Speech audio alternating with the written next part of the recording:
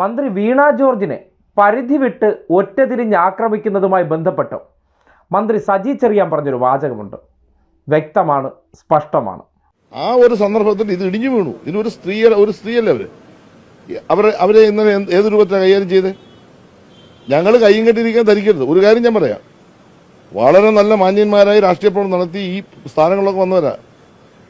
ഒരു ഘട്ടം കഴിഞ്ഞാൽ അങ്ങനെ ഒരു നിലപാടിലേക്ക് പോകുന്നതിന് ധരിക്കരുത്. ഒരു സ്ത്രീയെ ആക്രമിക്കുക, അവരുടെ വീട് കയറി ആക്രമിക്കുക, അവരുടെ ഓഫീസ് കയറി ആക്രമിക്കുക, അവർ വരുന്ന വഴിക്ക് ആക്രമിക്കുക. ഇന്നലെ അവർക്ക് ദേഹാസ്വസ്ഥ ഉണ്ടായി. അതെ, കയ്യും കെട്ടി നോക്കിയിരിക്കത്തുമില്ല. അതായത് ഒരു സ്ത്രീ ആയതുകൊണ്ട് എന്തും കാണിക്കാം.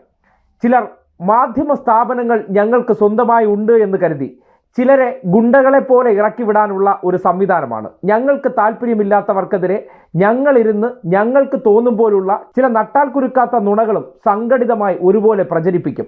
അത് ഞങ്ങളുടെ ചില താല്പര്യത്തിനെ അടിസ്ഥാനപ്പെടുത്തിയാണ്.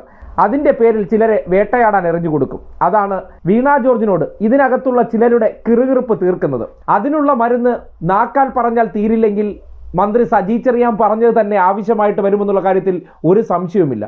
ഒരു വാചകത്തിന്റെ പേരിൽ അതിന് വളച്ചൊടിച്ച് ചെയ്യാത്ത തെറ്റിനെ ചെയ്തു എന്ന് സമർത്ഥിച്ചുകൊണ്ട് രക്ഷാപ്രവർത്തനം അവർ നിർത്തിച്ചു എന്നുള്ളൊരു കള്ളക്കഥയുണ്ടാക്കി വീടിലും ഓഫീസിലും പോകുന്ന വഴിയിലെല്ലാം ആക്രമിച്ചുകൊണ്ട് ചില രാഷ്ട്രീയ നയങ്ങൾ നടപ്പിലാക്കാനാണ് പരിശ്രമിക്കുന്നത്.